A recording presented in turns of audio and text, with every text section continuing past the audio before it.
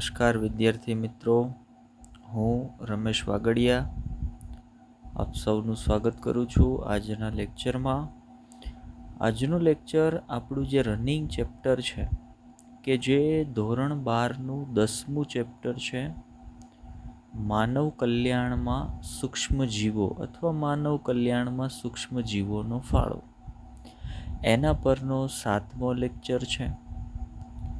અગાઉ આ ચેપ્ટરના ખૂબ જ અગત્યના એવા 6 લેક્ચરની આપણે ચર્ચા કરી ગયા છીએ, જેની અંદર માનવ કલ્યાણના હેતુથી સૂક્ષ્મજીવો કઈ કઈ રીતે ઉપયોગી છે એના અમુક ઉદાહરણોની વાત કરી હતી. જેમ કે આપણે શરૂઆત કરી હતી કે ભાઈ ઘરગથ્થુ ઉત્પાદનમાં સૂક્ષ્મજીવોનો ફાળો, ત્યાર પછી આપણે વાત કરી હતી ઔદ્યોગિક ઉત્પાદનમાં સૂક્ષ્મજીવોનો ફાળો, જેની અંદર આપણે વાત કરી હતી આથવણયુક્ત પીણાઓની બનાવટમાં. એના પછી આપણે વાત કરી હતી પ્રતિજૈવિક દ્રવ્યોની બનાવટમાં. ત્યાર પછી આપણે વિવિધ ઔદ્યોગિક ઉત્પાદન તરીકે કાર્બનિક એસિડની બનાવટની અંદર. ત્યાર પછી આપણે વાત કરી હતી જૈવ સક્રિય અણુની બનાવટમાં. ત્યાર પછી વિવિધ પ્રકારના ઉત્સેચકોની બનાવટમાં સૂક્ષ્મજીવોનો ફાળો, એના વિશે આપણે ચર્ચા કરી ગયા છીએ. ત્યાર પછી આપણે સુએજ ટ્રીટમેન્ટની અંદર એટલે કે પાણીની સારવારમાં, ગંદા પાણીની સારવારમાં સૂક્ષ્મજીવોનો ફાળો, અને છેલ્લા લેક્ચરની અંદર આપણે બાયોગેસ ઉત્પાદનની અંદર સૂક્ષ્મજીવોનો ફાળો. આટલી બાબતોની ચર્ચા આપણે આજ સુધીના લેક્ચરમાં અથવા તો ગયા લેક્ચર સુધીમાં આટલી બાબતોની ચર્ચા આપણે કરી ગયા છીએ.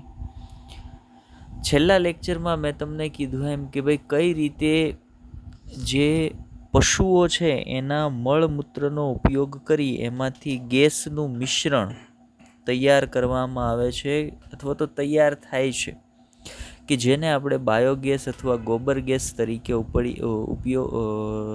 ઓળખીએ છીએ, કે જેનો ઉર્જાના સ્ત્રોત તરીકે અથવા તો બળતણ તરીકે ઉપયોગ થાય છે. એનાથી આપણને ઘણા બધા ફાયદાઓ થાય છે. ઉર્જાના સ્ત્રોત તરીકે બાયોગેસને ઉપયોગમાં લેવાથી કેવા કેવા ફાયદાઓ છે એની વાત પણ આપણે ગયા લેક્ચરમાં કરી ગયા છીએ.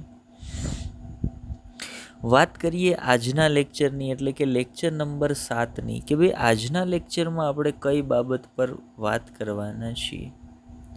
તો આજે આપણે એક નવા ટોપિકની ચર્ચા કરવાના છીએ. આજે આપણે વાત કરીશું કે સૂક્ષ્મજીવો જૈવિક નિયંત્રકો તરીકે કઈ રીતે વર્તે છે, અથવા આપણે એને એમ કહી શકીએ કે ભાઈ જૈવિક નિયંત્રકો તરીકે સૂક્ષ્મજીવો અથવા જૈવિક નિયંત્રણમાં સૂક્ષ્મજીવોનો ફાળો, આ બાબતની આપણે ચર્ચા કરવાની છે. જોઈએ આજે આપણે કઈ બાબતની ચર્ચા કરવાની છે. લેક્ચરમાં આગળ વધીએ તો વહેલી જે ઇમેજ આપણને દેખાય છે એમાં આપણે બહુ સ્પષ્ટ રીતે વાત કરી છે કે ભાઈ જૈવિક નિયંત્રણમાં સૂક્ષ્મજીવોનો ફાળો, આ બાબત પર આજે આપણે વાત કરવાના છીએ. ઇંગ્લિશમાં અહીંયા દર્શાવ્યું છે કે ભાઈ microbes as a bio control agent, સૂક્ષ્મજીવો જૈવિક નિયંત્રક તરીકે કઈ રીતે વર્તે છે એના વિશે આજે આપણે વાત કરવાની છે. હવે પહેલી વાત આપણા મગજમાં એ આવે કે ભાઈ જૈવિક નિયંત્રકો એટલે શું, બરાબર? જૈવિક નિયંત્રકો અથવા જૈવિક નિયંત્રણ કોને કહેવાય? તો આપણે જૈવિક નિયંત્રકોની અથવા જૈવ નિયંત્રકોની આપણે વાત કરતા હોય ને તો આપણે એવું કહી શકીએ કે ભાઈ જૈવ નિયંત્રકો એટલે જૈવિક પદ્ધતિઓના ઉપયોગ દ્વારા વનસ્પતિજન્ય રોગો હોય એટલે કે વનસ્પતિમાં થતા રોગો અને વનસ્પતિ પર જે ઉપદ્રવી જંતુઓ અથવા તો કીટકો થાય છે કે જેના કારણે કૃષિ ઉત્પાદનમાં ઘટાડો આવે છે, એનું જૈવિક પદ્ધતિ દ્વારા નિયંત્રણ, એને જૈવ નિયંત્રણ કહેવાય. આપણે માનો કે આપણે ભારતની વાત કરીએ તો આપણે કૃષિ પ્રધાન દેશ છીએ, બરાબર? આપણા દેશના વિવિધ વિસ્તારોની અંદર વિવિધ પાકની ખેતી છે એ કરવામાં આવતી હોય, અને આપણે એ પણ જાણીએ છીએ કે ભાઈ કૃષિની અંદર ઉત્પાદનમાં ઘટાડો થવાનું એક મુખ્ય કારણ છે પાકની અંદર લાગતા રોગો, પાક પર લાગતા વિવિધ પ્રકારના ઉપદ્રવી કીટકો. આનો મુખ્ય ફાળો છે ઉત્પાદનના ઘટાડાની અંદર, બરાબર. અને વિવિધ પ્રકારના રોગો કરતાં આપણે વાત કરતા હોય કે ભાઈ પાક ઉત્પાદનમાં ઘટાડો કરતું મુખ્ય પરિબળ કયું છે, તો ભાઈ ખેતીની અંદર લાગતા ઉપદ્રવી કીટક. એના માટે ઇંગ્લિશ વર્ડ વપરાય. ખેતીની અંદર જે ઉપદ્રવી કીટક હોય ને એને કહેવાય પેસ્ટ. બરાબર. ખેતીની અંદર જે કાંઈ ઉપદ્રવી કીટકો લાગે છે એને આપણે પેસ્ટ તરીકે ઓળખીએ છીએ, એને પેસ્ટ કહેવાય. કોઈ પણ ઉપદ્રવી કીટક હોય એને પેસ્ટ કહેવાય. માનો થોડાક સમય પહેલાંની વાત કરીએ તો સમાચારની અંદર ને આપણે જોયું હોય કે ખેતરોની અંદર ખૂબ મોટી સંખ્યામાં તીડ એટલે કે તીડડા આવી ચડ્યા હતા, જેણે ખૂબ મોટી સંખ્યામાં ખેતરોને નુકસાન પહોંચાડ્યું હતું, પાકને નુકસાન પહોંચાડ્યું હતું. તો એ કન્ડિશનમાં એ તીડડાને આપણે શું કહી શકીએ, તો ભાઈ પેસ્ટ કહી શકીએ. આ સિવાય વનસ્પતિ પર વિવિધ પ્રકારની, માનો કોઈ ખેતીની અંદર કોઈ પાક વાવેલો છે ને એના પર કોઈ ઈયળો લાગી જાય, ઈયળો, તો એ ઈયળોને શું કહેવાશે, તો ભાઈ પેસ્ટ કહેવાશે. બરાબર. મતલબ કહેવાનો અર્થ આપણો એવો થાય છે કે પાક પર લાગતા કોઈ પણ ઉપદ્રવી કીટક કે જે પાકને નુકસાન પહોંચાડે છે એને કહેવાય પેસ્ટ. બીજું કહેવાનો મતલબ અહીંયા આપણો એવો છે કે ભાઈ આપણે કૃષિ પ્રધાન દેશ છીએ અને આપણે જાણીએ છીએ કે ભાઈ કૃષિ છે એની અંદર ઉત્પાદનમાં ઘટાડો પ્રેરતું એક મોટું ફેક્ટર, એક મોટું કારણ શું છે, તો ભાઈ ખેતીની અંદર લાગતા રોગો. હાલની પરિસ્થિતિની આપણે વાત કરીએ તો હાલની પરિસ્થિતિમાં આપણે શું કરીએ છીએ, તો ભાઈ હાલની પરિસ્થિતિની અંદર જે પ્રકારની રસાયણો આધારિત ખેતી થાય છે, આગળ આપણે એની વાત કરવાના છીએ, એની વાત NCERTમાં પણ છે.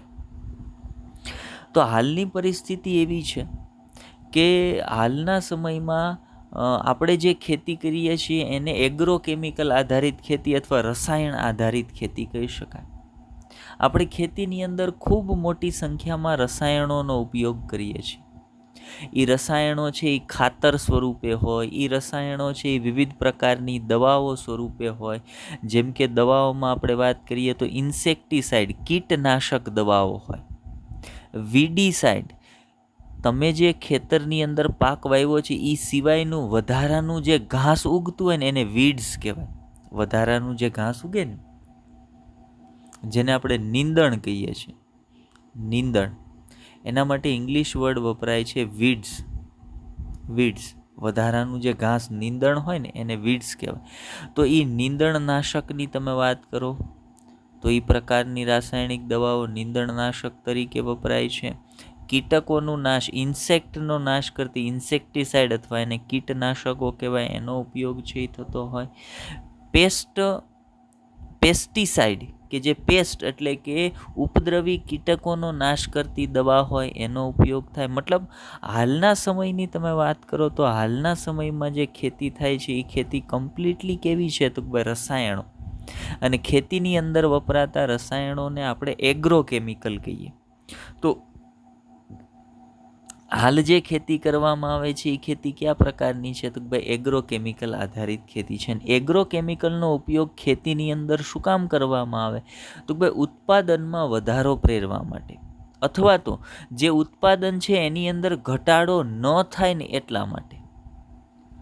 માનો કે તમે જો ખેતરમાં દવાનો છંટકાવ, આવી રાસાયણિક દવાનો છંટકાવ નથી કરતા, એગ્રોકેમિકલ આધારિત દવાનો છંટકાવ નથી કરતા, તો તમારા પાકની અંદર કોઈ પણ પ્રકારનો સૂક્ષ્મજીવ આધારિત રોગ, કે બેક્ટેરિયલ રોગ હોય, એ કોઈ વાયરસજન્ય રોગ હોય, અથવા તો કોઈ કીટકો છે એ તમારા ખેતરની અંદર હુમલો કરી દે, કોઈ પેસ્ટ, આપણે કીટક કરતાં પેસ્ટ એવો શબ્દ વાપરીએ જેની અંદર તમામ એવા કીટકો આવી જાય જે કૃષિને નુકસાન પહોંચાડે છે.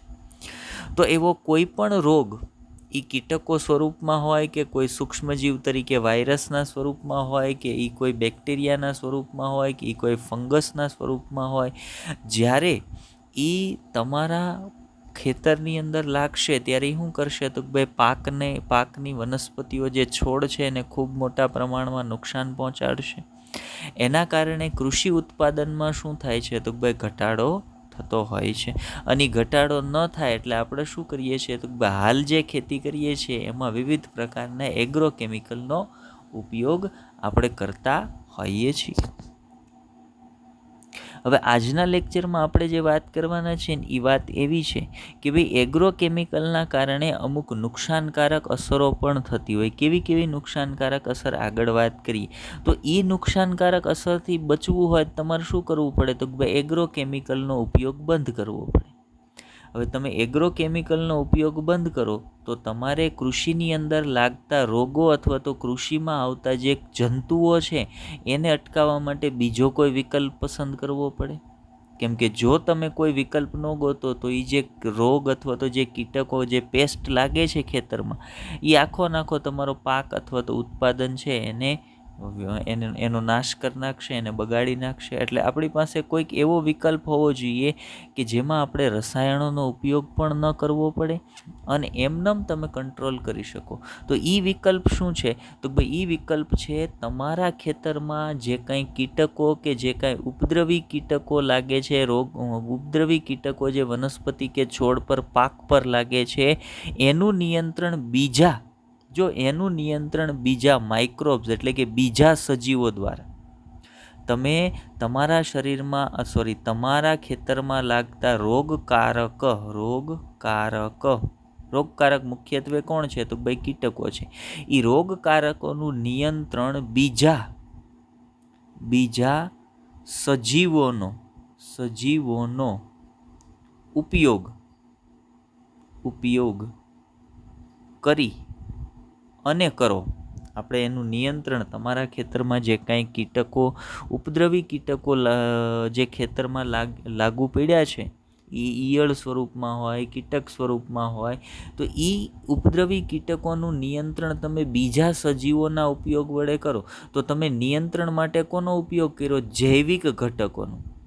સજીવો તો જૈવિક જ થયા ને, તો જૈવિક ઘટકોના ઉપયોગથી તમે નિયંત્રણ કરો છો તો એવા નિયંત્રણને શું કહેવાય તો ભાઈ જૈવિક નિયંત્રણ કહેવાય. તો આજના લેક્ચરમાં આપણે એવા જૈવિક નિયંત્રણની વાત કરવાના છીએ. બરાબર. શું કામ જૈવિક નિયંત્રણની આપણે જરૂરિયાત ઊભી થઈ તો આગળ વધીએ, વાત કરીએ. જુઓ કે હાલની જે ખેતી છે, હમણાં ઉપર હું જે તમને વાત કરતો હતો એની જ પાછી વાત લઈએ કે હાલ જે ખેતી કરવામાં આવે છે એ ખેતીને આપણે હાલની જે ખેતી છે એને આપણે એગ્રો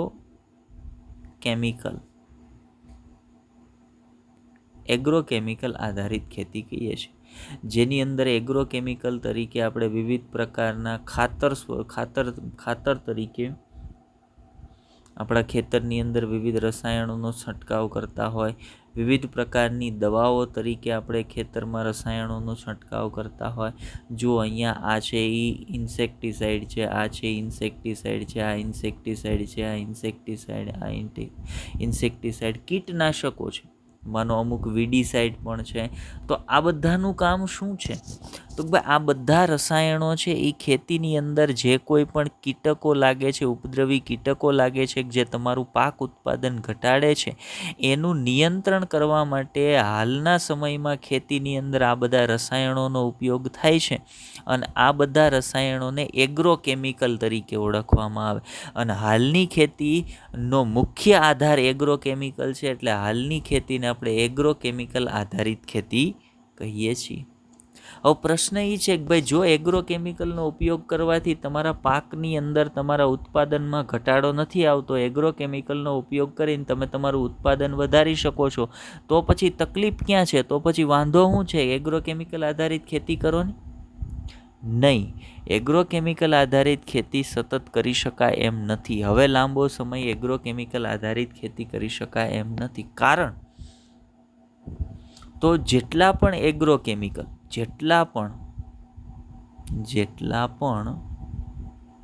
રસાયણો, કૃષિ રસાયણો અથવા રસાયણો છે તે તમામ ઝેરી છે. તમામ કેવા છે? ઝેરી છે.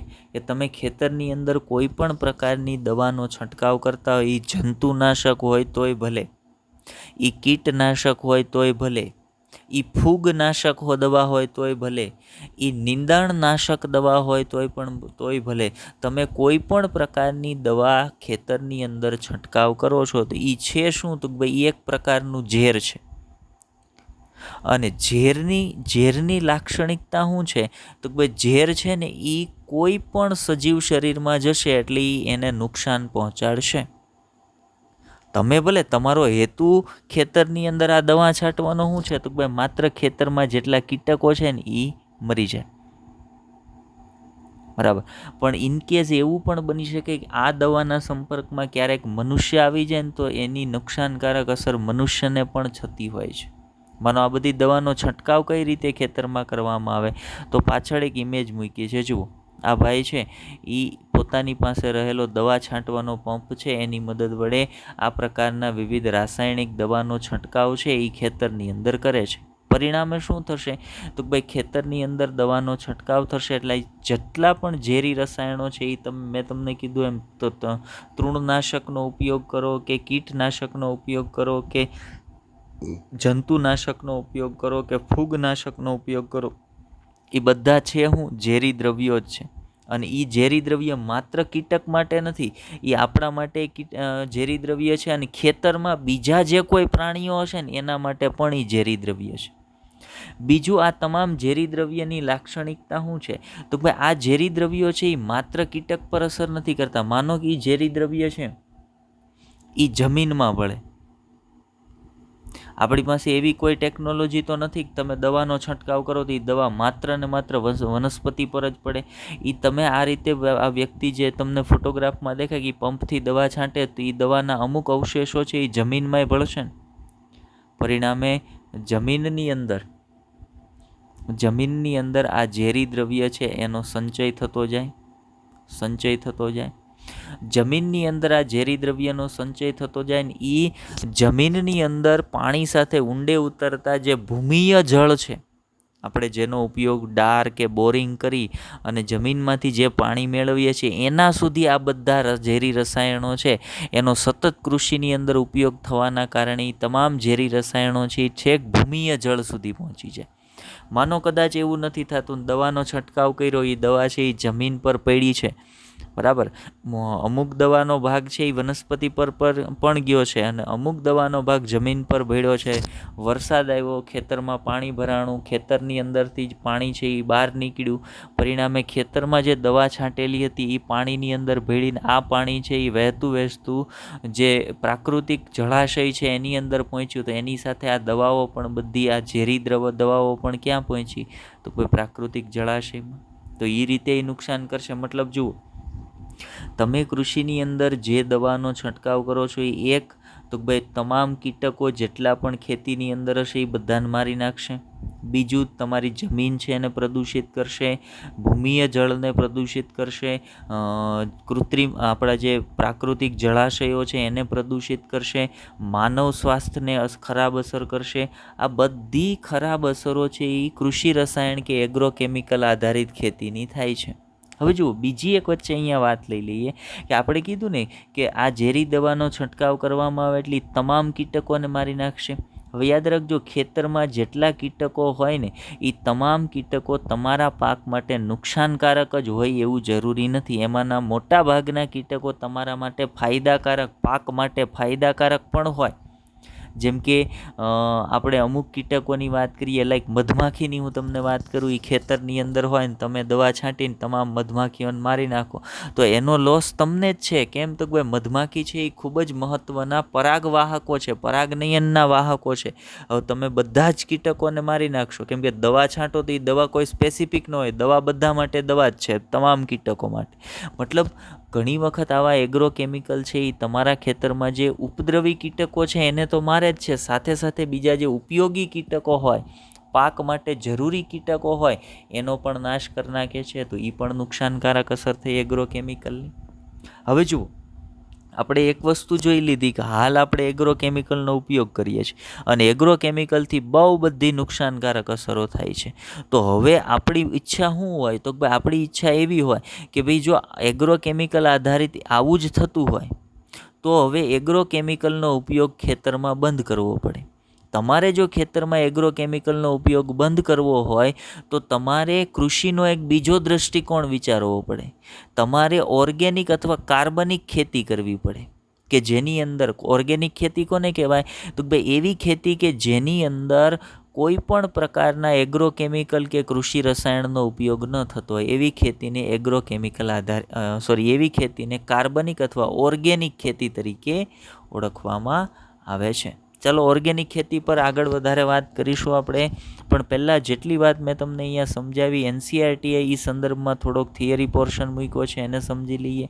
તો મેં તમને કીધું એમ આજે આપણે કઈ બાબત પર વાત કરવાના છીએ? તો ભાઈ જૈવિક નિયંત્રકો તરીકે સૂક્ષ્મજીવોના ફાળાની વાત કરવાના છીએ આપણે, અથવા સૂક્ષ્મજીવોની વાત કરવાના છીએ. તો જુઓ, જૈવિક નિયંત્રકો એટલે જૈવિક પદ્ધતિઓના ઉપયોગ દ્વારા વનસ્પતિ રોગો અને ઉપદ્રવી જંતુઓનું નિયંત્રણ. જૈવિક નિયંત્રકો એટલે તો ભાઈ એવા ઘટકો, જૈવિક નિયંત્રકો કોને કહેવાય? જે જૈવિક નિયંત્રણ કરતા હોય. જૈવિક નિયંત્રકો એને કહેવાય કે જે જૈવિક નિયંત્રણ કરતા હોય. જૈવિક નિયંત્રણ એટલે શું? તો ભાઈ જ્યારે ખેતરમાં હાજર કોઈ પણ રોગકારક કે કોઈ પણ ઉપદ્રવી કીટકનો ઉપચાર અથવા ઉપદ્રવી કીટકનો નાશ બીજા જૈવિક ઘટકની મદદ વડે તમે કરો ને ત્યારે એનું જૈવિક નિયંત્રણ કર્યું કહેવાય. તો મતલબ આપણને જૈવ નિયંત્રકો એટલે શું થાય, અથવા તો જૈવિક નિયંત્રણ એટલે શું થાય, એની વાત મગજમાં બેસી ગઈ હોય. ચલો આગળ વધીએ.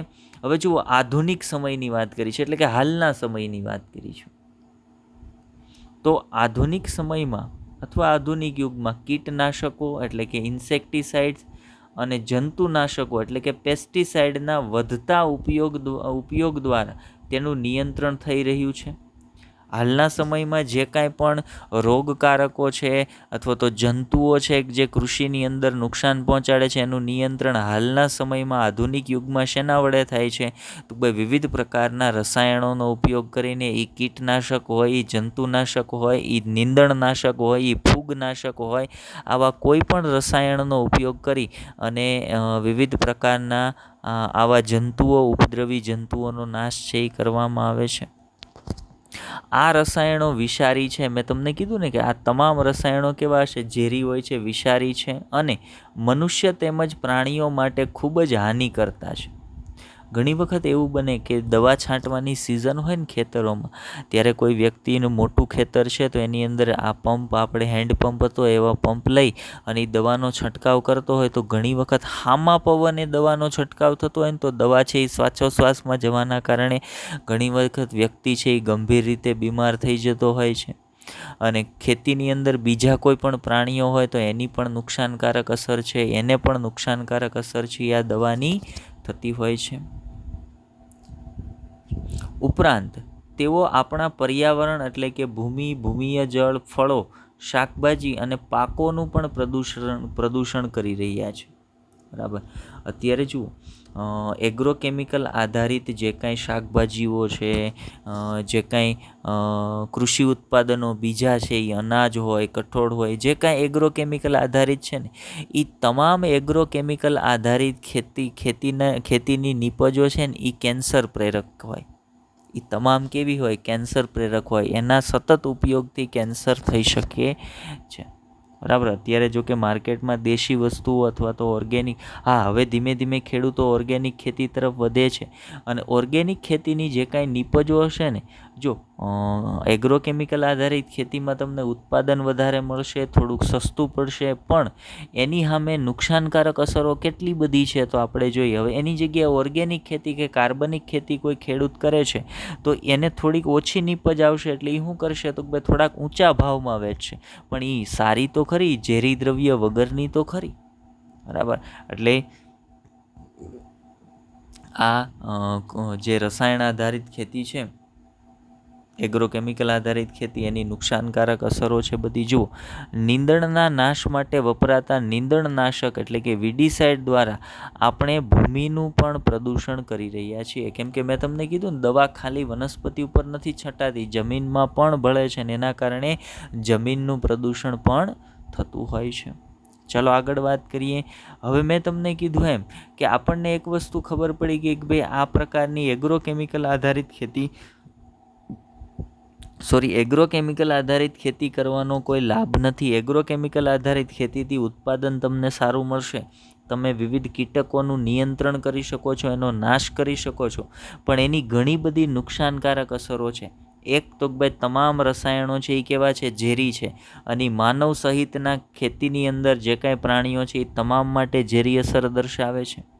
બીજું, એગ્રોકેમિકલના સતત ઉપયોગના કારણે જમીન છે એ પ્રદૂષિત થાય છે, એની ફળદ્રુપતામાં ઘટાડો થાય છે. ત્રીજી બાબત, આ ઝેરી રસાયણો જમીનમાં ઊંડે સુધી ઉતરી અને ભૂમિય જળનું પ્રદૂષણ પ્રેરે છે. બીજું, જમીનમાં ભળેલા આવા ઝેરી રસાયણો છે એ પાણી સાથે ધોવાય અને પ્રાકૃતિક જળાશય સુધી પહોંચે છે, તો એ પ્રાકૃતિક જળાશયનો ઝેરી બનાવે છે અથવા તો એને અસર કરે છે. મતલબ એગ્રોકેમિકલ આધારિત ખેતીમાં તમને ઘણી બધી નુકસાનકારક અસરો છે એ તમને જોવા મળે છે. હવે એ નુકસાનકારક અસરોથી બચવું હોય તો શું કરાય? તો ભાઈ આપણે એગ્રોકેમિકલ આધારિત ખેતી બંધ કરવી પડે. હવે તમે એગ્રોકેમિકલ આધારિત ખેતી બંધ કરો તો હવે એનો અર્થ એવો થયો કે તમે ખેતરની અંદર કોઈ પણ પ્રકારના આવા ઝેરી રસાયણનો ઉપયોગ નથી કરવાના. તો હવે તમે જો ઝેરી રસાયણનો ઉપયોગ નથી કરવાના તો તમારા ખેતરમાં લાગતા જે કાંઈ સૂક્ષ્મજીવો છે, જે કાંઈ રોગકારકો છે, જે કાંઈ જંતુઓ છે, એનું નિયંત્રણ કઈ રીતે કરશો? તો ભાઈ એનું નિયંત્રણ છે ને બીજા જૈવિક ઘટકો વડે કરવામાં આવશે. જૈવિક ઘટકો વડે કરવામાં આવશે. જે જગ્યાએ તમે પહેલાં રોગકારકોનું નિયંત્રણ કરવા રસાયણોનો ઉપયોગ કરતા હતા, એની જગ્યાએ હવે તમે રોગકારકોનું નિયંત્રણ બીજા જૈવિક ઘટકો એટલે કે બીજા સજીવોના ઉપયોગ દ્વારા કરી શકો. ફોર એક્ઝામ્પલ, ખેતરની અંદર થતું એક ઉપદ્રવી કીટક જેને આપણે એફિડ્સ કહીએ છીએ. એફિડ્સ બરાબર. આ શું કરે? તો ભાઈ આ પ્રકાંડની અંદર છિદ્ર કરી નાખે છે, પ્રકાંડને પોલું કરી નાખે છે અને વનસ્પતિને નુકસાન પહોંચાડે છે.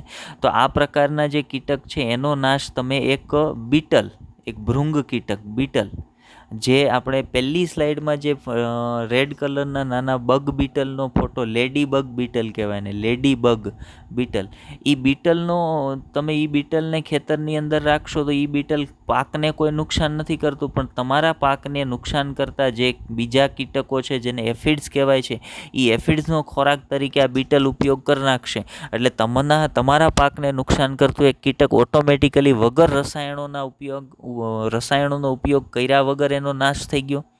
તો આજે તમે એફિડ્સનું નિયંત્રણ કર્યું કહેવાય ને, એ કેવું નિયંત્રણ કહેવાય? તો એ જૈવિક નિયંત્રણ કહેવાય. કેમ કે એક કીટકનું નિયંત્રણ કરવા માટે તમે બીજા કીટકનો ઉપયોગ કર્યો છે, બીજા જૈવિક ઘટકનો ઉપયોગ કર્યો છે. બરાબર. તો આ પ્રકારની જે જૈવિક નિયંત્રકો આધારિત ખેતી હશે એને આપણે કેવી ખેતી કહીએ છીએ? તો ભાઈ કાર્બનિક ખેતી અથવા ઓર્ગેનિક ખેતી તરીકે ઓળખીએ છીએ. ઓર્ગેનિક ખેતીના ફાયદાઓ શું છે એના વિશે પણ આપણે વાત કરીશું. પણ પહેલાં મેં એટલી વાત ક્લિયર તમને કરાવું છું કે ઓર્ગેનિક ખેતી એટલે તો ભાઈ એવી ખેતી કે જેની અંદર કોઈ પણ પ્રકારના રસાયણો, એગ્રોકેમિકલ દવાઓનો ઉપયોગ થતો હોય નહીં, એવી જે ખેતી છે એને કાર્બનિક ખેતી અથવા ઓર્ગેનિક ખેતી તરીકે ઓળખવામાં આવે છે. હવે ઓર્ગેનિક ખેતીની જ્યારે તમે વાત કરો છો તો ઓર્ગેનિક ખેતીની અંદર તમારે જૈવિક નિયંત્રકો તરીકે કોને લેવાના છે, અથવા તો તમારા ખેતરમાં લાગતી જે કાંઈ જંતુઓ છે, જે કાંઈ કીટકો છે, એના નિયંત્રક તરીકે અહીંયા તમે કોનો ઉપયોગ લેવાના છે? તો બીજા જૈવિક ઘટકોનો જ આપણે ઉપયોગ લેવાના છીએ. ચાલો, તો એ સંદર્ભમાં આગળ એનસીઈઆરટી શું કહે છે એની વાત કરીએ. ઓર્ગેનિક ખેતીની અંદર કઈ રીતે જૈવિક નિયંત્રણ થતું હોય છે? તો જુઓ, ઉપદ્રવી શું કહે છે એનસીઈઆરટી કે ઉપદ્રવી જંતુ અને રોગકારકોનું જૈવિક નિયંત્રણ. ક્યાં? તમે જ્યારે ઓર્ગેનિક ખેતી કરો છો ત્યારે એની અંદર તમારી પાસે રસાયણોનો ઉપયોગ કરવાનો કોઈ વિકલ્પ નથી. શું કામ વિકલ્પ નથી? તો ભાઈ રસાયણો છે એ બહુ મોટી નુકસાનકારક અસરો પ્રેરે છે. તો હવે આપણે શું કરીએ કે તો ભાઈ તમે તમારા શરીરમાં ઉપદ્રવી જંતુઓ જે છે એનું નિયંત્રણ કરવા માટે બીજા જૈવિક ઘટકોનો જ ઉપયોગ કરો, જેથી કરીને એને જૈવિક નિયંત્રણ કહી શકાય અને તમે સંપૂર્ણપણે આ પ્રકારના રાસાયણિક ઘટકો કે ઝેરી રસાયણો છે એનાથી દૂર થઈ શકશો. એનો ઉપયોગ છે આપણે ઓછો કરી શકીએ. હવે જુઓ, જ્યારે તમારે કોઈ પણ ખેતરની અંદર અથવા તો તમે એક ખેડૂત તરીકે જ્યારે તમે જૈવિક નિયંત્રકોનો ઉપયોગ તમારે કરવો છે ને, ત્યારે તમારી પાસે થોડીક બાબતોનું જ્ઞાન હોવું જોઈએ. કઈ કઈ બાબતોનું જ્ઞાન હોવું જોઈએ? તો ભાઈ, એક તો કઈ સિઝનમાં કયો પાક વાવવો, કેના આધારે? તો ભાઈ એ સિઝન તમારા ખેતરમાં લાગતા કીટકો માટે એ સિઝન કઈ રીતની છે ને એને ધ્યાનમાં રાખી અને તમે તમારા ખેતરની અંદર પાકનું વાવેતર કરો. ઉદાહરણ તરીકે અમુક કીટક છે, આપણે એમ કહીએ કે એક કીટક છે જેને આપણે કોર્ન બોરર કહીએ છીએ. હવે સમજી લો, કોર્ન બોરર છે એ શિયાળાની અંદર એની બ્રીડિંગ સિઝન છે, શિયાળામાં પોતે પ્રજનન કરીને ખૂબ મોટી સંખ્યામાં પોતે પોતાની વૃદ્ધિ કરશે, ખૂબ મોટી સંખ્યામાં પોતે ઉત્પન્ન થશે અને એ એક રોગકારક તરીકે ખેતરમાં વર્તશે. હવે ઈ કીટક કઈ પાકને રોગ લગાડી શકે છે? તો મકાઈને. હવે તમે માનો એ સિઝનમાં મકાઈનું વાવેતર જ ન કરો તો એ કીટક માનો બીજી કોઈ વનસ્પતિને રોગ નથી પ્રેરી શકતો, તો તમે એ સિઝનમાં મકાઈનું વાવેતર જ ન કરો તો ઓટોમેટિકલી જૈવિક નિયંત્રણ થઈ જશે. બરાબર. મતલબ તમારી પાસે અમુક બાબતોનું જ્ઞાન હોવું જરૂરી છે જ્યારે તમારે ઓર્ગેનિક ખેતી કરવી હોય ત્યારે, કે ભાઈ તમારા ખેતરમાં લાગતી જે કાંઈ પેસ્ટ અથવા જે કાંઈ જંતુ છે એ કયા પ્રકારનો છે, એની પ્રજનન ઋતુ કઈ છે, એના માટે યોગ્ય અનુકૂળ વાતાવરણ કેવું છે, આ તમામ બાબતોનું તમારી પાસે જ્ઞાન આવી જાય ને પછી તમે એક જૈવિક નિયંત્રકોનો ઉપયોગ કરી અને તમારા શરીરમાં જે કાંઈ ઉપદ્રવી જંતુઓ છે એનો સરળતાથી નિકાલ કરી શકશો. ચાલો આગળ વાત કરીએ કે ઉપદ્રવી જંતુ અને રોગકારકોનું જૈવિક નિયંત્રણ. તો જુઓ, કૃષિ ક્ષેત્રે પેસ્ટ કંટ્રોલની આ પદ્ધતિ રસાયણોના ઉપયોગની સાપેક્ષે પ્રાકૃતિક ભક્ષકો પર નિર્ભરે છે.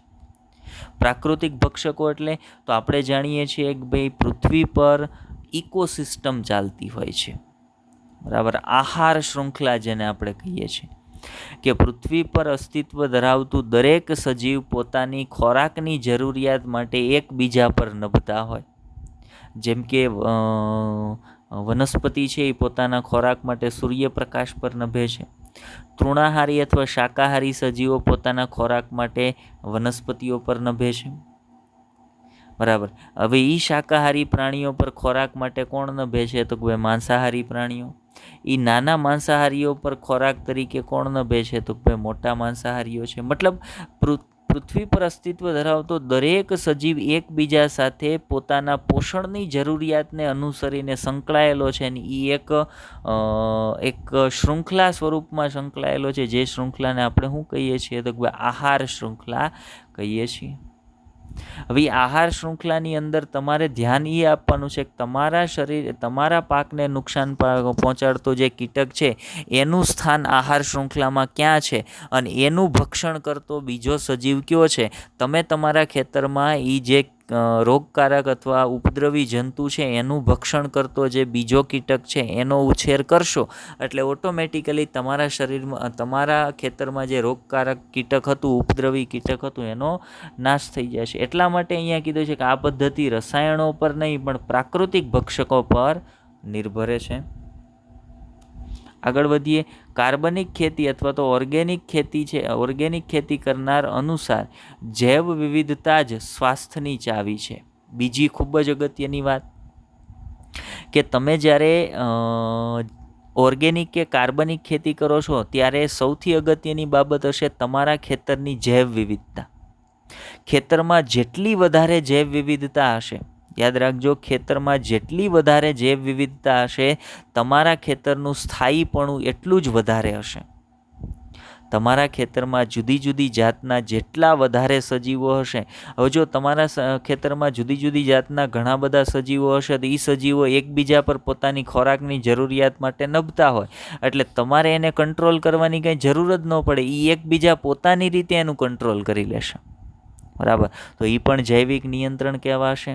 તો શું કીધું અહીંયા કે કાર્બનિક ખેતી કરનાર અનુસાર જૈવ વિવિધતા જ સ્વાસ્થ્યની ચાવી છે. તમારા ખેતરનું સ્વાસ્થ્ય જળવાવું એના માટે ત્યાં જૈવ વિવિધતા હોવી જરૂરી છે. દ્રશ્ય ભૂમિ પર જેટલી વિવિધતા વધુ તેટલું વધુ તેનું સ્થાયિત્વ અથવા સ્થાયીપણું. જૈવિક ખેતી કરનાર ખેડૂતો એવું તંત્ર વિકસાવવામાં કાર્યરત હોય છે કે જેમાં કીટકો, જેને કેટલીક વાર ઉપદ્રવી જીવાત કહેવામાં આવે છે, તેમનું નિવારણ ન કરતા, જો જે ઓર્ગેનિક ખેતી કરે છે એ ખેડૂતની વાત કરે છે કે એ પોતાના જે કંઈ ખેતરની અંદર ઉપદ્રવી જીવાતો અથવા કીટકો લાગે છે, ઘણી વખત એ શું કરે કે એનું નિવારણ સંપૂર્ણપણે એનું નિવારણ ન કરતા તેના સ્થાને વ્યવસ્થાપન સ્તરે એક જીવંત અને ગતિશીલ નિવસન તંત્રમાં તેના ઘટાડા અને સંતુલન માટે જટિલ તંત્રનું નિર્માણ કરવામાં આવે છે. હવે જો અહીંયા શું કીધું છે, આ એનસીઆરટીનો જ મુદ્દો છે. એનસીઆરટી અહીંયા એવું કહે છે કે જે કાંઈ જૈવિક ખેતી કરનાર વ્યક્તિઓ હશે અથવા તો ખેડૂતો હશે કે જે ઓર્ગેનિક ખેતી કરે છે કે જે કાર્બનિક ખેતી કરે છે, એ શું કરે છે તો ભાઈ એ એક કૃત્રિમ નિવસન તંત્ર આખું તૈયાર કરે છે. અને એ કૃત્રિમ નિવસન તંત્રની અંદર જેટલી જૈવ વિવિધતા વધુ એટલું જ એ ખેડૂત દ્વારા તૈયાર કરવામાં આવેલું નિવસન તંત્ર છે ને એનું સ્થાયીપણું એટલું જ વધારે, બરાબર, એનું સંતુલન એટલું જ વધારે. તો એ કેના આધારે છે તો ભાઈ એ ખેતરની અથવા તો એ તંત્રની જૈવ વિવિધતા આધારિત છે. એટલા માટે ઓર્ગેનિક ખેતી કરનાર વૈજ્ઞાનિકો છે એવું કહે છે કે જૈવ વિવિધતા વધુ એમ તમારા તંત્રનું સ્થાયીપણું અથવા ખેતરનું સ્થાયીપણું પણ વધારે. ચાલો એનાથી આગળ વાત કરીએ શું કહે છે એનસીઆરટી. તો જુઓ, પરંપરાગત ખેતીની પરંપરાગત ખેતીની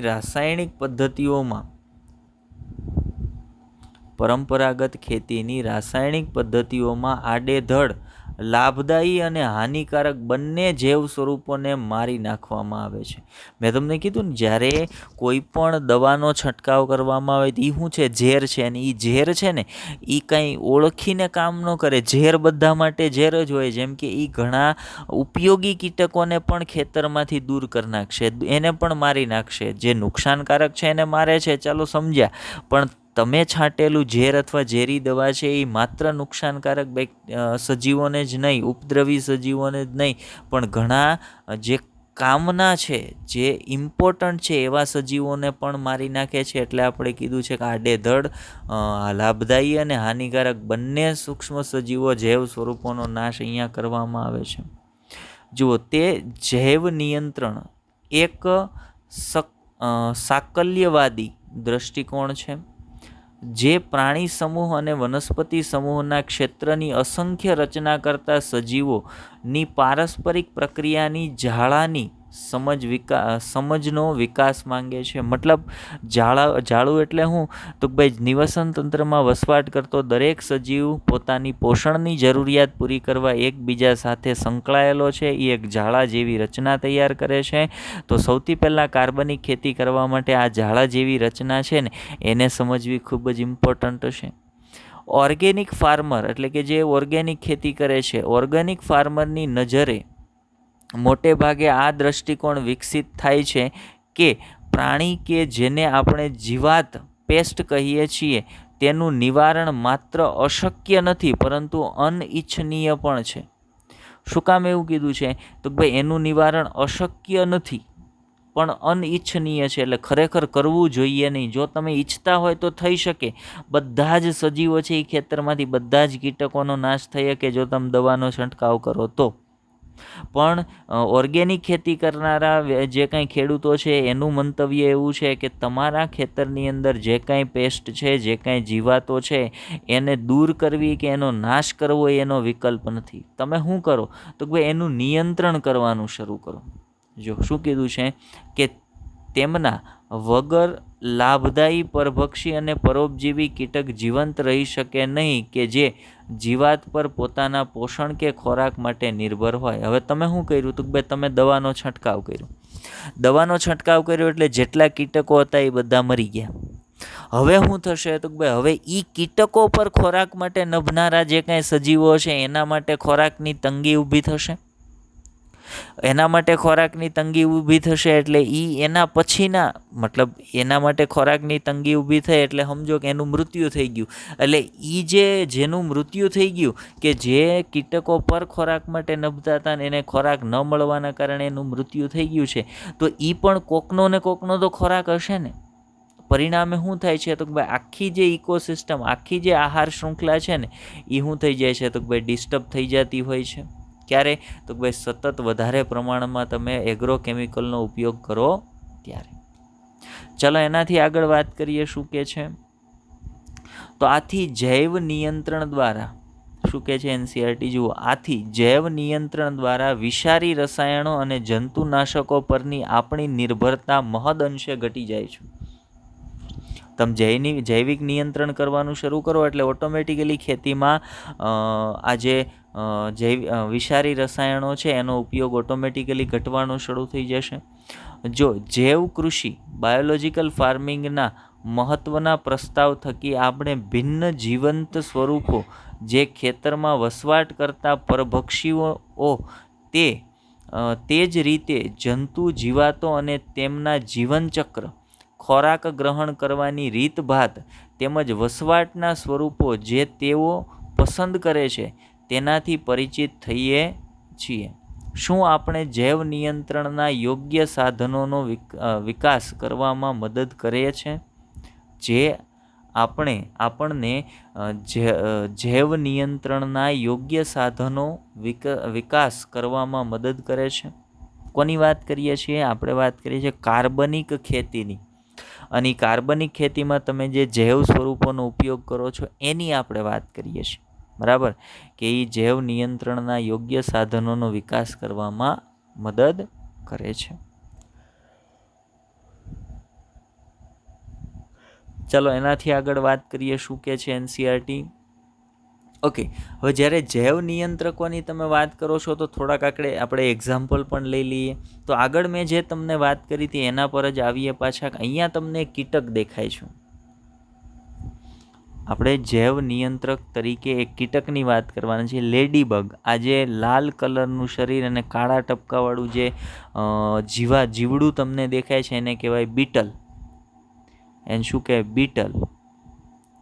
ગુજરાતીમાં એને ભૃંગ કીટક કહે. ભૃંગ. બીટલ્સને ગુજરાતીમાં ભૃંગ કીટક કહેવાય. તો એ ભૃંગ કીટક અથવા તો જે લેડી બીટલ છે એ શું કરે છે તો તમે જોશો એના મોઢામાં એક બીજી જીવાત, એક બીજું કીટક છે. આ કીટક છે એ એફિડ્સ છે. એફિડ શું કરે છે તો ભાઈ તમારો જે પાક છે એના પ્રકાંડની અંદર જઈ અને પોલું કરી નાખે છે. પરિણામે પાકનો નાશ થઈ જતો હોય, ઉત્પાદન સારું ન આવતું હોય. તો આવું જે નુકસાનકારક કે ઉપદ્રવી કીટક જેને એફિડ્સ કહીએ છીએ એ એફિડ્સનું નિયંત્રણ કરવા માટે તમારે તમારા ખેતરની અંદર માત્ર આવા ભૃંગ કીટક કે બીટલ છે ને એનો ઉપયોગ કરવાનો છે. અને આ બીટલની ખાસિયત હશે કે અમુક પ્રકારના કીટકો છે એનો જ ખોરાક તરીકે ઉપયોગ કરે. એટલે જે આ એફિડ્સવાળા જે કંઈ કીટકો છે એને જોઈ જશે એટલે એનો શિકાર કરી લેશે. એટલે એનાથી તમારી ખેતીમાં જે કાંઈ પાક છે એ તમામ પાક છે એ બચી જાય. તો એક જૈવિક નિયંત્રકના એક્ઝામ્પલમાં આપણે કોનું એક્ઝામ્પલ લઈ શકીએ? લેડીબર્ડનું. કોનું નિયંત્રણ કરે છે? એફિડ્સનું નિયંત્રણ કરે છે. ત્યાર પછી બીજું એક એક્ઝામ્પલ આપણે જોઈએ. બીજું એક્ઝામ્પલ એનસીઆરટી આપ્યું છે ડ્રેગન ફ્લાય. આ પણ એક પ્રકારના કીટકો છે. ડ્રેગન ફ્લાય કોનું નિયંત્રણ કરે છે તો યાદ રાખજો એ મચ્છરનું નિયંત્રણ કરે છે. ડ્રેગન ફ્લાય મચ્છરનું નિયંત્રણ કરે છે. કઈ રીતે તો કે ભાઈ મચ્છર પોતાના જે કાંઈ લાર્વા છે એ પાણીની અંદર મૂકે. બીજું ડ્રેગન ફ્લાય છે ને એના લાર્વા છે ને એ પણ પાણીની અંદર હોય. ડ્રેગન ફ્લાયના લાર્વા જેવા ઈંડામાંથી બહાર નીકળશે અથવા તો પ્યુપામાંથી બહાર નીકળશે એટલે સૌથી પહેલું કામ એ ખાવાનું શરૂ કરશે. અને ખાવાનું ક્યાંથી શરૂ કરશે તો કે ભાઈ જ્યાં પાણીના ખાબોચિયા કે એવું ભર્યું છે ત્યાં જો મચ્છરના લાર્વા હોય તો એના માટે પાર્ટી થઈ જાય. તો એક જૈવિક નિયંત્રક તરીકે ડ્રેગન ફ્લાય, અહીંયા માનો કે આ પ્રકાર બધા ડ્રેગન ફ્લાય આ છે એ બ્લુ ગ્રાઉન્ડ સ્કીમર છે, આ ગ્રીન માર્શ હોક છે, બરાબર. ત્યાર પછી આ પિગ્મી ડાર્ટલેટ છે. ત્યાર પછી આ ગોલ્ડન ડાર્ટલેટ છે. આ બધી મતલબ નીચેની બે છે એ ડેમ્સલ ફ્લાય છે, ઉપરના બે છે એ ડ્રેગન ફ્લાય છે. આ તમામ પણ જૈવિક નિયંત્રક તરીકે કામ કરે છે. મચ્છરના લાર્વા છે એનું નિયંત્રણ કરે છે. ચલો એનાથી આગળ વાત કરીએ શું કે છે એનસીઆરટી. ઓકે, ત્યાર પછીનો જે મુદ્દો છે એના પર પછીના મુદ્દામાં જૈવિક નિયંત્રક તરીકે એક બેક્ટેરિયાનો ઉપયોગ થાય છે. જૈવિક નિયંત્રક તરીકે એક બેક્ટેરિયાનું નામ છે બેસિલસ થુરેન્જીનેસિસ.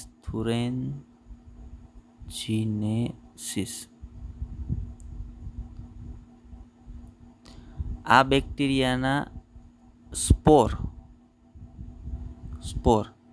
હવે આ બેક્ટેરિયાના ખાસ કરીને આ બેક્ટેરિયા છે ને એ અમુક પ્રકારની જે ઈયળ, ખાસ કરીને કપાસનો જે પાક હોય ને, કપાસના ખેતરની અંદર લાગતી એક ઈયળ જેને કોટન બોલ વર્મ કહેવાય. કોટન બોલ વર્મ આપણે અહીંયા લખીએ, કોટન બોલ વર્મ. તો એ કોટન બોલવોર્મનું નિયંત્રણ, કોટન બોલવોર્મ શું કરે તો ભાઈ માનો કોઈ ખેતરની અંદર આ પ્રકારની કોટન બોલવોર્મ ઈયળો છે એ લાગી છે તો એ શું કરશે તો ભાઈ મોટા ભાગનું જે કપાસનું ઉત્પાદન છે ને એ કપાસનું ઉત્પાદન ખરાબ કરી નાખશે. 50-60% ઉત્પાદન છે ને એની અંદર ઘટાડો પ્રેરી દે છે જો આ પ્રકારની ઈયળો છે એ કપાસની અંદર લાગે તો. હવે એનું નિયંત્રણ કોની મદદ વડે કરવામાં આવે છે તો ભાઈ એનું નિયંત્રણ એક બેક્ટેરિયાની મદદ વડે કરવામાં આવે છે. કયા બેક્ટેરિયા છે તો કોઈ બેસિલસ થુરેન્જીનેસિસ. આ બેક્ટેરિયા છે એ પેકેટની અંદર આ બેક્ટેરિયાના સ્પોર છે ને, બરાબર, એ પેકેટની અંદર માર્કેટમાં અવેલેબલ છે. કામ શું કરવાનું હોય તો આ બેક્ટેરિયાના સ્પોર છે એને લેવાના, એનું પેકેટ લેવાનું, પાણીની અંદર એને મિક્સ કરી દેવાનું, પાણીની અંદર ભેળવી દેવાના, અને પછી આ બેક્ટેરિયા છે ને એનો છંટકાવ કપાસના છોડ ઉપર કરી દેવાનો. હવે શું થશે તો ભાઈ જ્યારે તમે આ બેક્ટેરિયાનો છંટકાવ છે એ કપાસના છોડ પર, એના સ્પોરનો છંટકાવ કપાસના છોડ પર કરી દો છો, અને પછી આ જે કોટન બોલવોર્મ જે ઇન્સેક્ટ છે એ આ જે બેક્ટેરિયાવાળું પાન છે અથવા તો જે કપાસના પર્ણ પર તમે બેક્ટેરિયાનો છંટકાવ, સ્પોરનો છંટકાવ કર્યો છે, એનું પાન જ્યારે એ ખસે, એ કપાસના છોડનું પાન ખસે ત્યારે આ બેક્ટેરિયાના સ્પોર છે એ ક્યાં જતા રહેશે તો આ જે કોટન બોલવોર્મ છે ને એના પેટની અંદર જતા રહેશે. એના આંતરડામાં જઈને, સમજો આ જે કીટક હતું કોટન બોલવોર્મ, એના આંતરડામાં જઈ અને આ જે બેક્ટેરિયાના સ્પોર હતા ને એ એક્ટિવેટ થઈ જશે. એક્ટિવેટ થઈ અને એ છે ને એના આંતરડાની અંદર એક પ્રોટીન બનાવશે. કયું પ્રોટીન બનાવશે? Cry protein. ક્રાય, એને ક્રિસ્ટલ પ્રોટીન પણ કહેવાય. હવે આ ક્રિસ્ટલ પ્રોટીન કે ક્રાય પ્રોટીન છે એ બનશે, અને એ ક્રિસ્ટલ પ્રોટીન છે એ આ જે કોટન બોલવોર્મ ઇન્સેક્ટ હતું, જે ઈયળ હતી, એના આંતરડાની અંદર કાણા પાડી દે છે, પરિણામે એ કીટકનું મૃત્યુ થઈ જતું હોય. તો અહીંયા શું કર્યું હતું? એક બેક્ટેરિયાનો ઉપયોગ કર્યો, અને બેક્ટેરિયાની મદદ વડે તમે એક ઉપદ્રવી કીટક હતા, એક નુકસાનકારક કીટક હતા, એનું નિયંત્રણ કર્યું. તો એ સૂક્ષ્મ જીવાણુ વડે જૈવિક નિયંત્રણ કહેવાશે. આના વિશે ડિટેલમાં, મતલબ આ જે છે ને એ એક બેક્ટેરિયા છે બેસિલસ થુરેન્જીનેસિસ, એના સ્પોરને જ્યારે એના સ્પોર છે એ જ્યારે ઈયળના શરીરમાં જાય ત્યારે એના સ્પોરના ડીએનએ પર એક જનીન હોય, એ જનીન છે એને ક્રાયજીન કહેવાય. એ ક્રિસ્ટલ પ્રોટીન બનાવે ને એ પ્રોટીન બનતાની સાથે જ એ આંતરડામાં કીટક અથવા ઈયળના આંતરડામાં છેદ પાડી નાખે ને એને મારી નાખે, જેથી કરીને ઈયળ કપાસને જાજુ નુકસાન પહોંચાડી શકે નહીં. હવેના સમયમાં તો જીનેટિક એન્જિનિયરિંગની મદદ વડે એ જે બેસિલસ થુરેન્જીનેસિસ બેક્ટેરિયા છે એના શરીરમાંથી જીન કાઢી લીધું અને એ જીનને ડાયરેક્ટ કપાસના છોડમાં જ નાખી દીધું.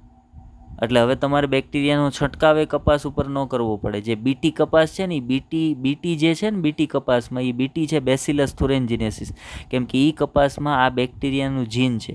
જ્યારે એ કપાસનું પાન છે એ આ ઈયળ ખાય ને એટલે એ પાનની અંદર જે જીન હતું એ ક્યાં વયું જાય તો ભાઈ એ એના શરીરમાં વયું જાય, એના આંતરડામાં જઈને એ એક્ટિવ થાય, અને આંતરડાની પીએચ છે ને એ આલ્કલી હોય એટલે એને એક્ટિવ થઈ જાય ને એક્ટિવ થઈને ત્યાં ક્રિસ્ટલ પ્રોટીન બનાવે ને એનું મૃત્યુ થઈ જાય.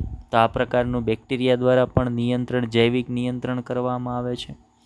ચાલો હવે એનસીઆરટીની અંદર મેં જે 3 એક્ઝામ્પલ તમને સમજાવ્યા ને એને જોઈ લઈએ.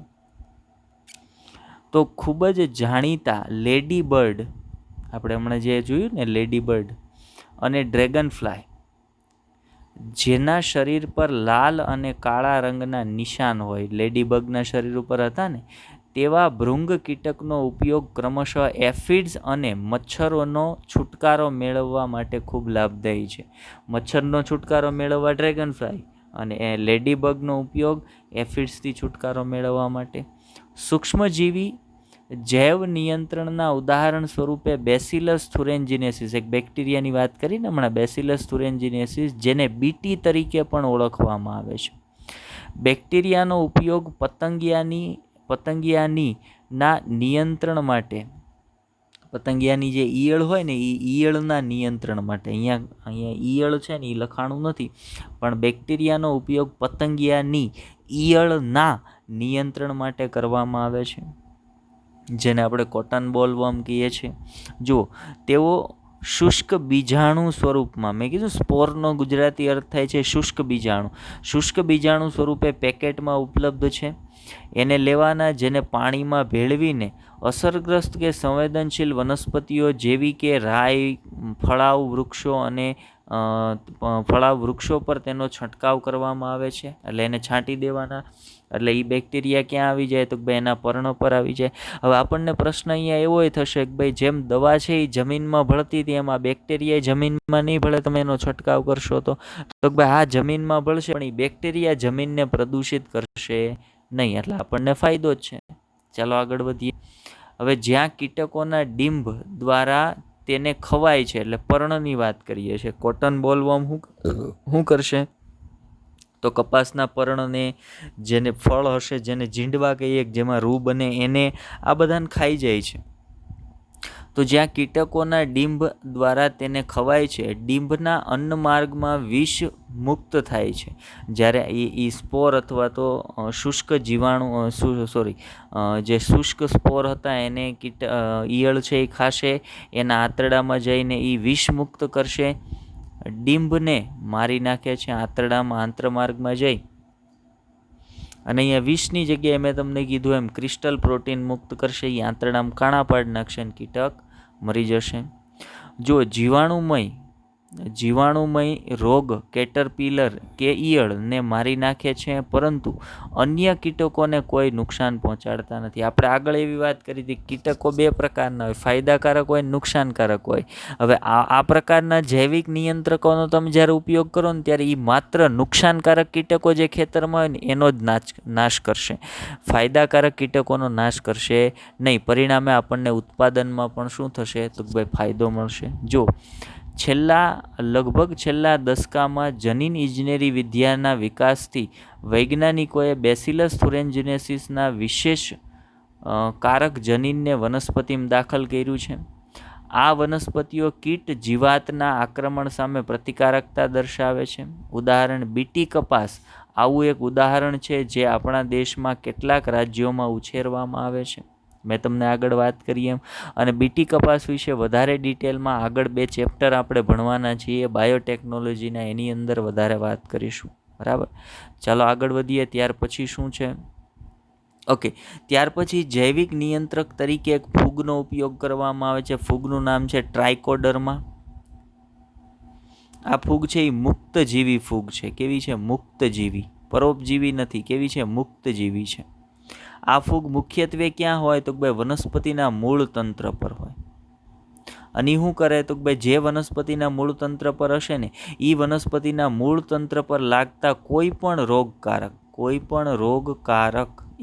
રોગકારકને આ ફૂગ છે ને મારી નાખશે. એટલે જે વનસ્પતિના મૂળ તંત્ર પર આ ફૂગ ટ્રાઇકોડર્મા હોય ને એ વનસ્પતિના મૂળ તંત્રને ક્યારેય કોઈ પણ પ્રકારનો રોગ લાગુ પડે નહીં. બરાબર, આ ટ્રાઇકોડર્મા ફૂગ છે એ પણ માર્કેટની અંદર પેકેટમાં અવેલેબલ છે. તમે એનો છંટકાવ પણ ખેતરની અંદર કરી શકો છો, એના વનસ્પતિના મૂળ તંત્ર સુધી કરાવી શકો છો. અને વનસ્પતિની અંદર જે કાંઈ મૂળ તંત્રમાં લાગતી કીટકો છે, જીવાતો છે, એનું નિયંત્રણ તમે આ પ્રકારના જૈવિક નિયંત્રક દ્વારા કરી શકો છો. તો અહીંયા પણ આપણે રસાયણનો ઉપયોગ નથી કરતા, એટલે આને ઓર્ગેનિક ખેતી કે કાર્બનિક ખેતીમાં જ લેશું. અને અહીંયા નિયંત્રણ કરવા માટે સૂક્ષ્મજીવોનો ઉપયોગ થાય છે, એને પણ ધ્યાનમાં રાખશું. જુઓ, જૈવિક નિયંત્રણ હેઠળ જૈવિક નિયંત્રણ હેઠળ ટ્રાઇકોડર્મા ફૂગનો ઉપયોગ રોગિષ્ટ પાકની સારવાર કરવામાં આવે છે. ટ્રાઇકોડર્મા મુક્તજીવી ફૂગ છે જે સામાન્ય રીતે મૂળના નિવસન તંત્રમાં જોવા મળે છે, મૂળ પર જોવા મળે છે. તે ઘણા વનસ્પતિ રોગો માટે અસરકારક જૈવ નિયંત્રક છે. બરાબર, ઘણા બધા મૂળ તંત્ર પર લાગતા રોગોનું નિયંત્રણ આ ફૂગ વડે થઈ જતું હોય છે. ત્યાર પછી જુઓ, પછી એક બીજું એક્ઝામ્પલ આપણે રોગ નિયંત્રક તરીકે લઈએ વનસ્પતિની અંદર, તો એક વાયરસ છે જેને બકુલો વાયરસ કહેવામાં આવે છે. આ વાયરસની ખાસિયત છે કે એ અમુક પ્રકારની ઈયળો, જે વનસ્પતિજન્ય રોગ ઉત્પન્ન કરતી ઈયળો હશે ને, એ ઈયળોને મારી નાખે છે. પતંગિયાની જે કાંઈ, બટરફ્લાયની જે કાંઈ ઈયળો વનસ્પતિ પર લાગતી હોય, જે વનસ્પતિના પર્ણને ખાઈ જાય છે, પરિણામે વનસ્પતિ પ્રકાશ સંશ્લેષણ નથી કરી શકતી અને ઉત્પાદનમાં ઘટાડો આવે છે. તો એવી અમુક જે ઈયળો છે ને કે જે વનસ્પતિ માટે નુકસાનકારક છે, એનો નાશ કરવાનું કામ કોણ કરે છે? તો આ પ્રકારનો બકુલો વાયરસ છે એનું નાશ કરે છે. કઈ રીતે એને જોઈ લઈએ. તો સમજો કે બકુલો વાયરસ પણ માર્કેટની અંદર પેકેટમાં અવેલેબલ છે. એને પાણીમાં ઓગાળી અને એનો છંટકાવ કરી દેવાનો. હવે જે પર્ણ પર તમે બકુલો વાયરસ છાંટ્યો છે એના પર એક કીટક આવ્યું, ઈયળ આવી, એ ઈયળે આ બકુલો વાયરસયુક્ત પર્ણને ખાધો. એ વાયરસ છે એ ક્યાં જશે? તો એના આંતરડામાં જશે, આંતરડાના કોષોને નુકસાન પહોંચાડશે, એને તોડી નાખશે અને પરિણામે તો ભાઈ કીટકનું મૃત્યુ થઈ જતું હોય છે. તો આ પ્રકારે બકુલો વાયરસ છે એ પણ કાર્યરત હોય છે. એટલે તમે આવા એક વાયરસનો ઉપયોગ કરી અને જૈવિક નિયંત્રણ છે એ કરી શકો છો. ચાલો એ સંદર્ભમાં થિયરી પોર્શન જોઈ લઈએ. તો જુઓ શું કીધું છે એનસીઆરટીએ. તો બકુલો વાયરસ કીટકો અને અન્ય સંધિપાદીઓમાં રોગ સર્જે છે. કીટકો જે ઉપદ્રવી હોય એ અને બીજા સંધિપાત સજીવોના પ્રાણીઓમાં બકુલો વાયરસ રોગ ઉત્પન્ન કરે છે. મોટાભાગના બકુલો વાયરસ જૈવિક નિયંત્રક છે. તેમનો સમાવેશ ન્યુક્લિયોપોલીહાઇડ્રા વાયરસ પ્રજાતિ હેઠળ થાય છે. આઈએમપી, ન્યુક્લિયોપોલીહાઇડ્રા આઈએમપી. આ વિષાણુઓ જાતિ વિશેષ લઘુ વર્ણપટીય પ્રયોજન માટે શ્રેષ્ઠ સભ્યો માનવામાં આવે છે. જાતિ વિષયક એટલે મેં તમને પહેલાં કીધું કે બધાને નુકસાન નથી પહોંચાડતા. અમુક જે ઉપદ્રવી કીટકો હોય કૃષિની અંદર માત્ર એને મારે છે, એટલે એ જાતિ વિષયક છે અને એનો વર્ણપટ ખૂબ નાનો છે. એટલે એ અમુક પ્રકારના કીટકો સાથે જ રિએક્ટિવિટી બતાવે છે. જો એવું જોવા મળ્યું છે કે તેઓ વનસ્પતિ, સસ્તન, પક્ષીઓ, માછલીઓ અને લક્ષ્યહીન કીટકો પર કોઈ નુકસાનકારક અસર કરતા નથી. માત્ર અમુક જે રોગકારક કીટકો છે એનો જ નાશ કરે છે. તે વિશેષ રૂપે ત્યારે ઇચ્છનીય છે જ્યારે લાભદાયી કીટકનો સંરક્ષણ થાય છે. એટલે લાભદાયી કીટકોનું જ્યારે સંરક્ષણ થતું હોય ત્યારે એમાં બકુલો વાયરસનું સંરક્ષણ છે એ ઇમ્પોર્ટન્ટ છે. ચલો ત્યાર પછી જોઈએ, જેથી ઇન્ટિગ્રેટેડ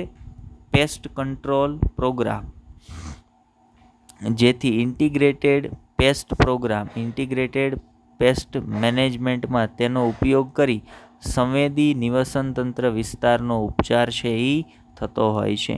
ઇન્ટિગ્રેટેડ પેસ્ટ પ્રોગ્રામ એટલે શું છે? તો ભાઈ એવો પ્રોગ્રામ કે જેની અંદર તમામ પાસાઓ, જે કંઈ ઉપદ્રવી કીટકો છે એના તમામ પાસાઓ, કૃષિના તમામ પાસાઓને આવરવામાં આવતા હોય અને રસાયણોના ઉપયોગ વગર જૈવિક નિયંત્રકો દ્વારા નિયંત્રણ છે એ કરવામાં આવતું હોય છે.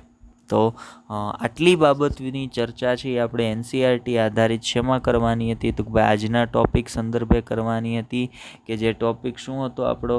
જૈવિક નિયંત્રકો તરીકે સૂક્ષ્મજીવો. તો એની અંદર આટલી થિયરીની વાત કરવાની હતી. ચાલો હવે એક બીજું કામ કરીએ. કાલના લેક્ચર આધારિત તમને હોમવર્કના ક્વેશ્ચન આપી દઈએ. તો તમારો પહેલો હોમવર્કનો ક્વેશ્ચન છે, જણાવજો KVIC નું પૂરું નામ જણાવો. પહેલો પ્રશ્ન છે તમારો. બીજો પ્રશ્ન છે IARI નું પૂરું નામ જણાવો. બીજો પ્રશ્ન છે તમારો. ત્યાર પછી ત્રીજા પ્રશ્નની આપણે વાત કરીએ. તો બાયોગેસ પ્લાન્ટની અંદર ગઈકાલે આપણે બાયોગેસ પ્લાન્ટની વાત કરી ને, તો બાયોગેસ પ્લાન્ટની અંદર જે પાચન ટાંકો હશે, અથવા જેને અજારક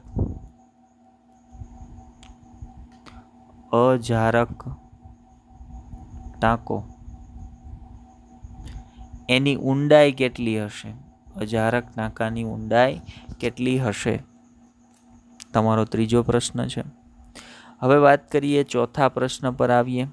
તો ચોથો પ્રશ્ન છે એ આગળ આપણે ભણી ગયા ને એમાંથી એકાદો તમને, આમ તો આજે 5 પ્રશ્નો આપણે તમને પૂછવાના છે, તો 2 બીજા જે પ્રશ્નો છે ને એ આગળ આપણે ભણી ગયા ને એમાંથી પૂછીએ છીએ. એક વખત તમે એનો જવાબ, મને આ પ્રશ્ન મેં તમને પૂછી લીધો છે, એનો જવાબ તમે આપ્યો છે, પણ કદાચ એવું માનીએ ત્યારે તમે જોઈને લખ્યું હોય તો આજે જે હું તમને પ્રશ્ન પૂછું એનો જવાબ તમારે જોયા વગર મગજમાં હોય તો આપવાનો છે, અને નથી મગજમાં તો પછી છેલ્લે જોવાની છૂટ છે. બાકી ટ્રાય કરજો, મોઢે આપી શકાય જવાબ. તો તમારે કહેવાનું છે કે જે સ્ટેટિન્સ છે એ કયા સૂક્ષ્મજીવમાંથી પ્રાપ્ત કરવામાં આવે છે? સ્ટેટિન્સ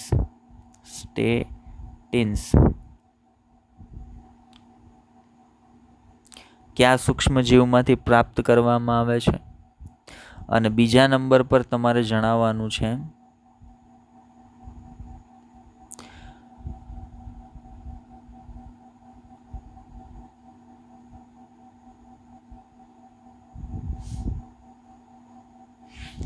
કે સાઇટ્રિક એસિડ, પાંચમો પ્રશ્ન છે તમારો, સાઇટ્રિક એસિડ